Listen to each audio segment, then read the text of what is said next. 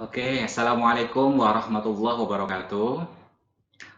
Selamat siang teman-teman di sana, semoga sehat selalu. Kita bertemu lagi dalam mata kuliah kita.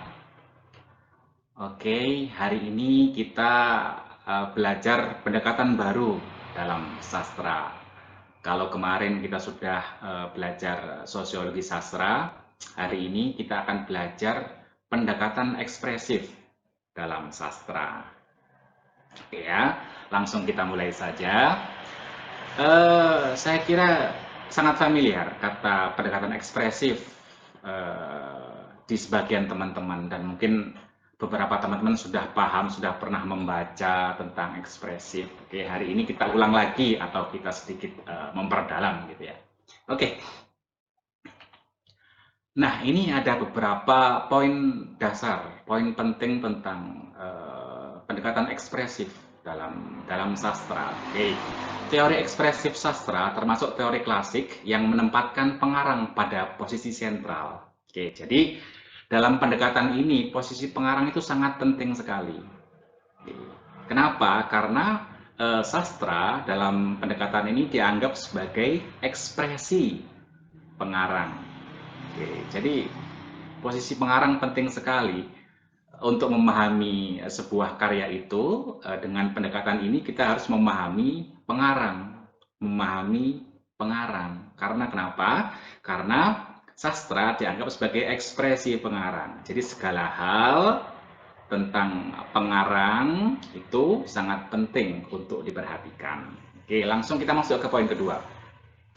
Karya sastra dipandang sebagai sarana pengungkap ide, angan-angan, cita-cita, cita rasa, pikiran, dan pengalaman pengarang di mana pengalaman itu sudah diendapkan dalam waktu yang relatif panjang, sehingga bukan berupa pengalaman mentah yang terputus-putus.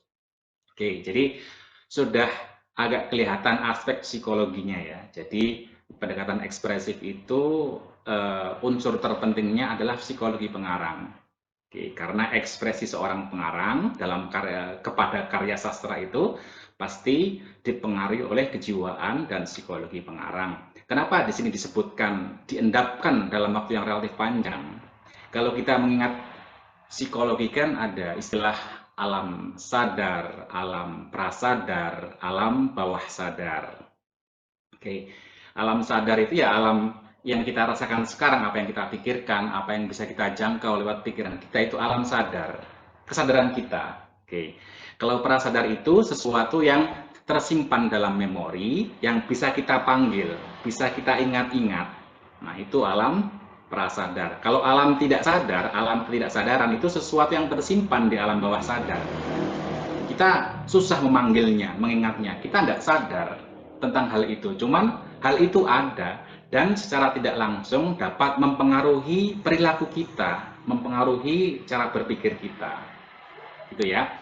Alam bawah sadar atau alam tidak sadar banyak yang menyebutkan sebagai trauma-trauma masa kecil dan lain sebagainya yang itu sangat mempengaruhi secara tidak langsung, secara tidak sadar mempengaruhi perilaku kita, mempengaruhi watak kita. Itu alam tidak sadar. Nah, yang dimaksud di sini diendapkan dalam waktu yang relatif panjang, ya mungkin seperti itu ada alam ketidaksadaran, ada hal-hal di bawah alam sadar yang itu terkadang mempengaruhi proses kreatif seorang pengarang. Jadi mungkin kita mempunyai trauma atau pandangan-pandangan trauma atau pandangan-pandangan dasar. Nah, itu ketika membuat sebuah karya akan mempengaruhi karya itu. Gitu ya. Jadi bukan berupa pengalaman mentah yang terputus-putus. Jadi pengalaman yang sudah ada dalam alam bawah sadar gitu ya. Sesuatu yang mempengaruhi secara tidak langsung, tidak sadar kepada perilaku, ekspresi kita dan lain sebagainya. Oke, poin ketiga. Studi sastra dalam model ini berupaya mengungkapkan latar belakang kepribadian dan kehidupan pengarang yang dipandang dapat membantu menjelaskan tentang penciptaan karya sastra. Oke ya, jadi salah satu tugas penting dalam pendekatan ini adalah memahami latar belakang kepribadian kehidupan pengarang. Oke, eh, terutama yang bersifat kejiwaan atau psikologi pengarang.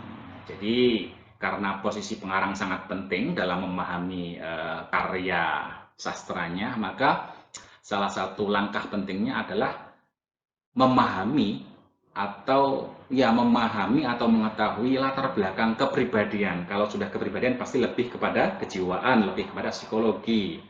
Oke, dan kehidupan pengarang yang dipandang dapat membantu menjelaskan. Jadi, untuk mengetahui makna karya sastra dalam pendekatan ini, yaitu dengan cara atau dibantu dengan memahami latar belakang kepribadian atau psikologi seorang pengarang. Karena psikologi pengarang akan sangat mempengaruhi cipta dan karyanya. Oke, teori ini dapat dianggap sebagai studi yang sistematis tentang psikologi pengarang dan proses kreatifnya.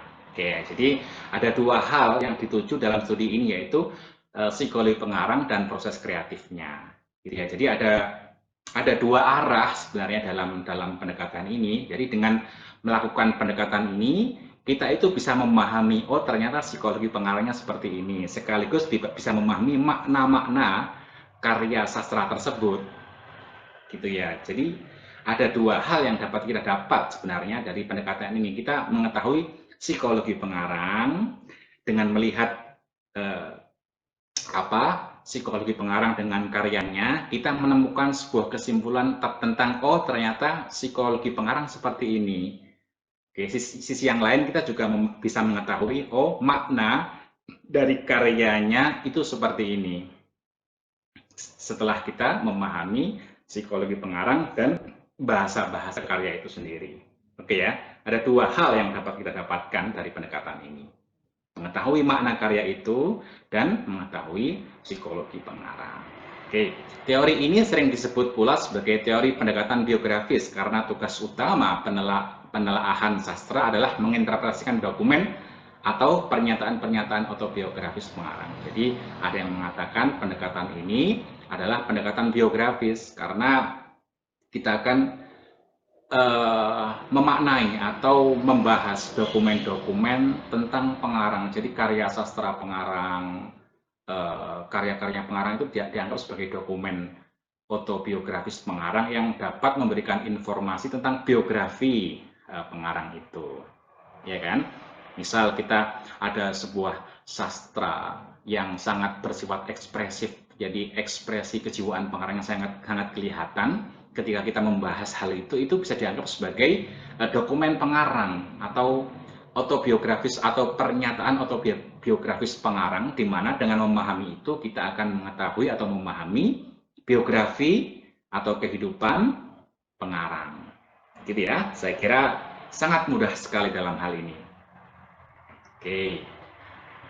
Oke. Nah,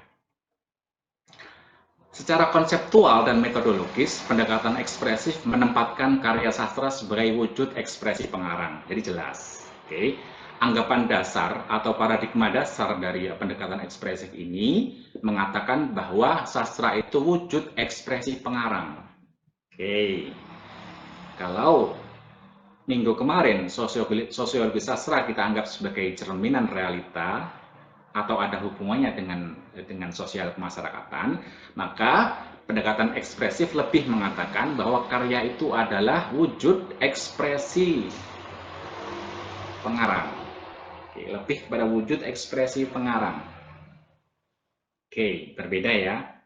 Oke. Nomor 2, produk imajinasi pengarang yang bekerja dengan persepsi-persepsi, pikiran-pikiran, dan perasaan-perasaannya. Kalau sudah berbicara tentang persepsi-persepsi, pikiran-pikiran, dan perasaan-perasaannya, maka ini sudah ke psikologi. Oke, ini sudah ke kejiwaan. Jadi, sastra dalam pendekatan ini merupakan imajinasi pengarang yang dibentuk ataupun tercipta dari pengaruh-pengaruh persepsi ataupun tercipta oleh persepsi-persepsi, pikiran-pikiran, perasaan-perasaan, kejiwaan-kejiwaan, kecenderungan-kecenderungan seorang pengarang.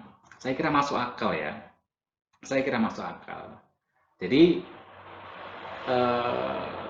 pasti sebuah karya sastra itu terbentuk terkait oleh kejiwaan pengarang, oleh psikologi pengarang. Saya kira hal ini sudah sangat logis dan sangat mudah diterima secara akal gitu ya. Jadi misal ya kita memiliki sebuah traumatik atau masalah psikologi apa, kita memiliki depresi atau anxiety atau apa-apa. Nah, ketika kita menciptakan sebuah karya, pasti karya itu terdapat unsur-unsur kegalauan kita, unsur-unsur kecemasan kita, unsur-unsur ketertekanan kita itu pasti ada. Oke. Karena ya sastra itu ya ekspresi jiwa, ekspresi psikologi, oke, ekspresi mental. Kita punya ketertekanan, kita punya kesedihan, kita punya masalah psikologi. Ketika kita membuat sastra, pasti unsur-unsur itu masuk dalam karya sastra, karena sastra adalah ekspresi kejiwaan pengarang dalam pendekatan ini. Oke, nah produk yang ketiga adalah produk pandangan dunia pengarang. Jadi secara konseptual dan metodologis yang ketiga, pendekatan ekspresif adalah produk pandangan dunia pengarang. Jadi ini hampir sama ya dengan pendekatan sosiologi sastra minggu kemarin. Perbedaannya adalah lebih kepada ada unsur kejiwaannya dan psikologinya kalau dalam pendekatan ekspresif. Oke, kalau sosiologi sastra kan realita yang dilihat oleh pengarang lalu ditampilkan dalam karya sastra. Cukup seperti itu. Nah, kalau pendekatan ekspresif, pandangan dunia pengarang yang diekspresikan oleh kejiwaan psikologi pengarang kepada karya sastra. Gitu ya, saya kira paham. Jadi perbedaannya lebih kepada ada unsur kejiwaan dan psikologinya kalau dalam pendekatan ekspresi. Oke, beda ya. Kalau sosiologi sastra mengatakan cerminan masyarakat atau ada hubungannya dengan sosial kemasyarakatan, kalau pendekatan ekspresif ada hubungannya dengan kejiwaan atau psikologi pengarang. Oke.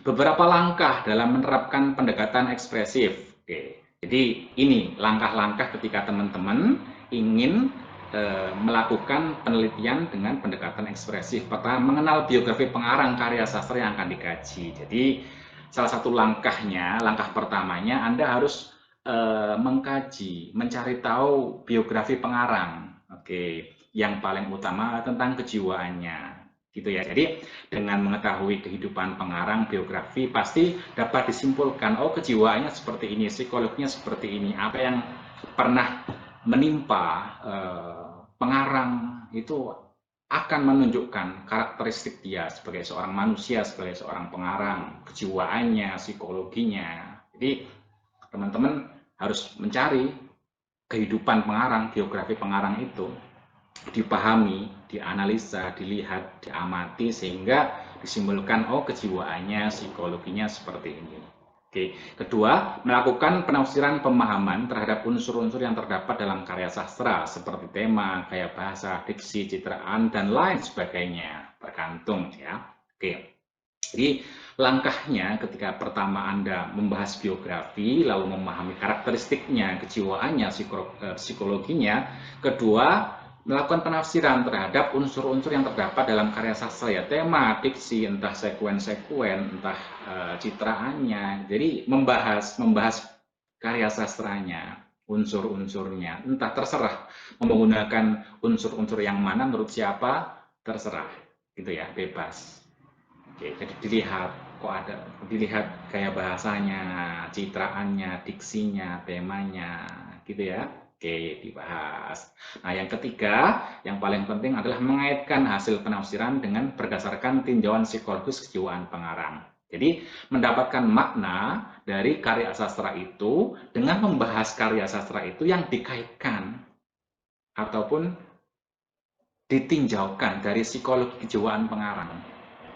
Oke, ya, jadi memahami karya itu dengan melihat psikologi pengarang. Jadi dengan menggabungkan dua hal tadi, oh dalam prosa misalnya dia berkata seperti ini, lalu kita tinjau psikologinya pengarang. Oh, pengarang punya traumatika atau punya traumatika seperti ini dan kalimatnya seperti ini. Nah, dari situ bisa disimpulkan, oh ternyata bermakna seperti ini. Gitu. Jadi sangat membantu sekali, tinjauan psikologis pengarang sangat membantu sekali dalam memahami karya-karya sastra yang memang sangat syarat dengan ekspresi seorang pengarang.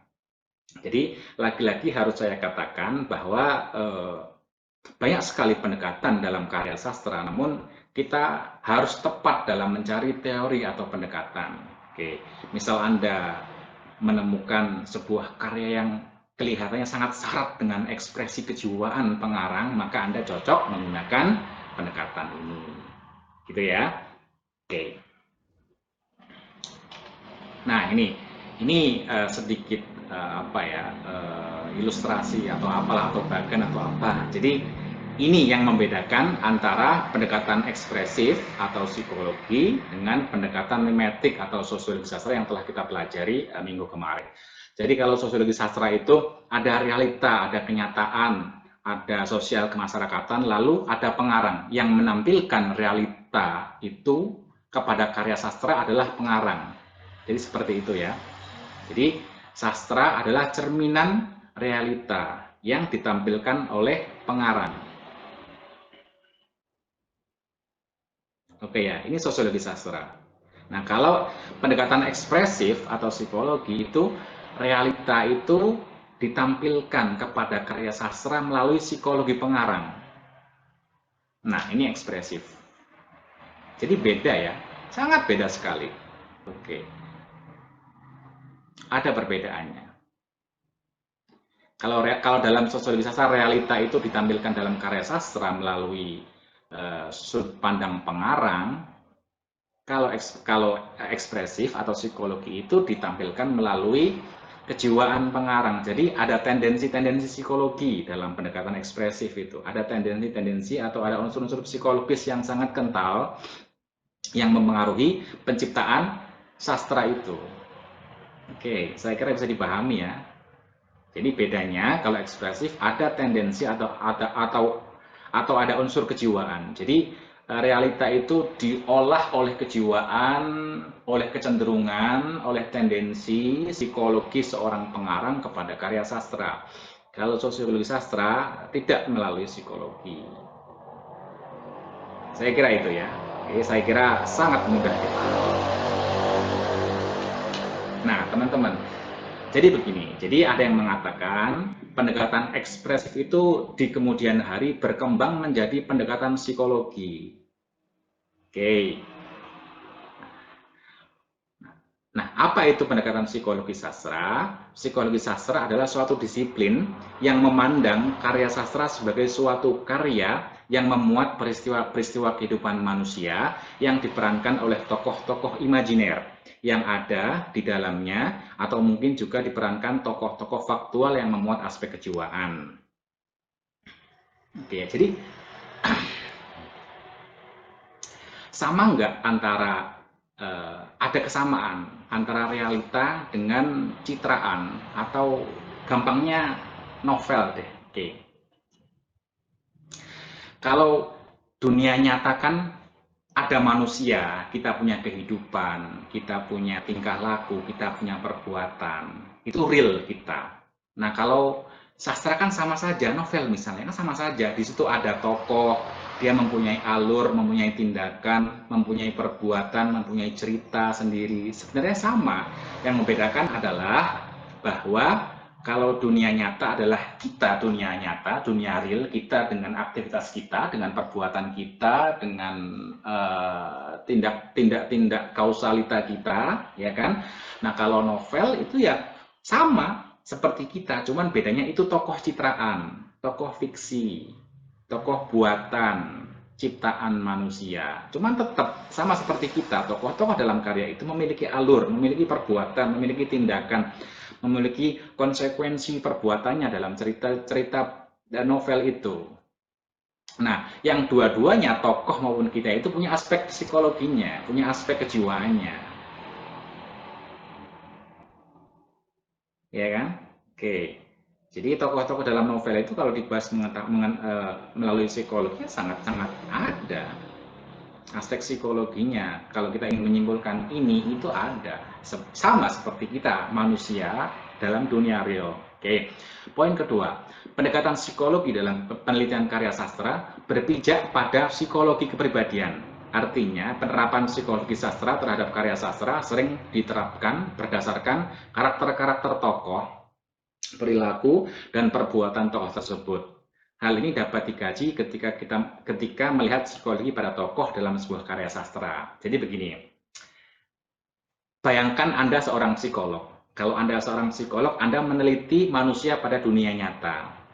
Oh, seperti ini. Oh, dia memiliki trauma. Lalu dalam perjalanannya, dia melakukan ini yang, oh ternyata itu adalah akibat dari traumanya. Oke, dampak dari traumanya, ekspresi-ekspresi dari traumanya seperti itu. Nah, kalau psikologi dalam sastra, Anda sama, Anda menjadi seorang psikolog, namun memahami tingkah laku tokoh-tokoh dalam novel atau dalam karya sastra lainnya.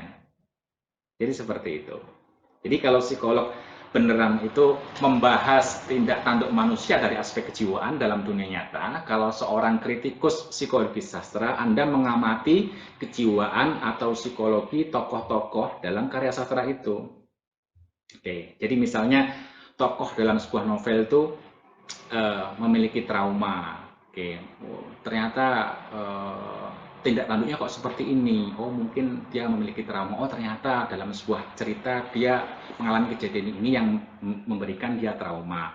Lalu dalam alurnya, dalam tindakannya, oh ternyata dia berperilaku seperti ini, berekspresi seperti ini. Oh, ternyata dalam pandangan psikologi, hal ini merupakan dampak atau ekspresi dari trauma yang pernah dialaminya. Jadi seperti itu membahas tokoh-tokoh, membahas psikologi dalam sebuah karya. Jadi tokoh-tokoh rekaan atau alur-alur cerita itu dianggap sama seperti dunia nyata, dan kita membahas melalui pendekatan psikologi, kita membahas kejiwaannya. Bisa dimengerti ya? Saya kira mudah dimengerti. Di tokoh-tokoh dalam karya itu Anda perhatikan, kenapa tindakannya seperti ini? Oh, dia mengalami gangguan ini. Oh, dia mengalami depresif. Oh, dia mengalami anxiety. Oh, dia melakukan sebuah mekanisme pertahanan, defense mechanism. Oke, jadi tingkah laku perbuatan tokoh dalam karya itu bisa disimpulkan secara psikologis, sama seperti psikolog menyimpulkan perbuatan atau tindakan manusia di dunia nyata. Itu ya. Oke, saya kira paham. Jadi, penerapan psikologi sastra terhadap karya sastra sering diterapkan berdasarkan karakter-karakter tokoh, perilaku, dan perbuatan tokoh tersebut. Jadi karakter-karakter tokoh, perilaku, dan perbuatan itulah yang menjadi hal-hal yang dibahas dalam psikologi sastra. Jadi salah satu syarat agar Anda bisa melakukan pendekatan psikologi, Anda harus memahami konsep-konsep psikologi, konsep-konsep psikoanalisa, konsep-konsep kejiwaan. Jika Anda paham atau lumayan tahu atau banyak membaca tentang psikologi, maka Anda akan mudah atau Anda akan bisa melakukan penelitian menggunakan pendekatan ini. Jadi PR paling penting adalah Anda harus memahami psikologi ketika ingin melakukan pendekatan psikologi. Nah, ini pendekatan psikologi yang merupakan perkembangan dari pendekatan ekspresif. Gitu ya. Jadi kalau pendekatan ekspresif melihat makna karya sastra itu ditinjau dari ekspresi kejiwaan atau psikologi pengarang yang dapat memberikan informasi kepada kita tentang makna karya sekaligus biografi pengarang. Oke. Sedangkan pendekatan psikologi adalah kita menerapkan hukum-hukum psikologi kepada tokoh-tokoh citraan yang ada dalam karya sastra, novel misalnya. Oke, itu ya. Saya kira sudah sangat mudah dipahami. Saya kira sudah sangat paham. Kita lanjutkan di diskusi. Oke, saya kira itu ya. Semoga teman-teman tidak jenuh. Semoga dapat dicerna dengan baik. Mohon maaf bila ada hal-hal yang kurang jelas. Kita lanjutkan di diskusi di WA biasa. Oke, sekian dari saya. Assalamualaikum warahmatullahi wabarakatuh.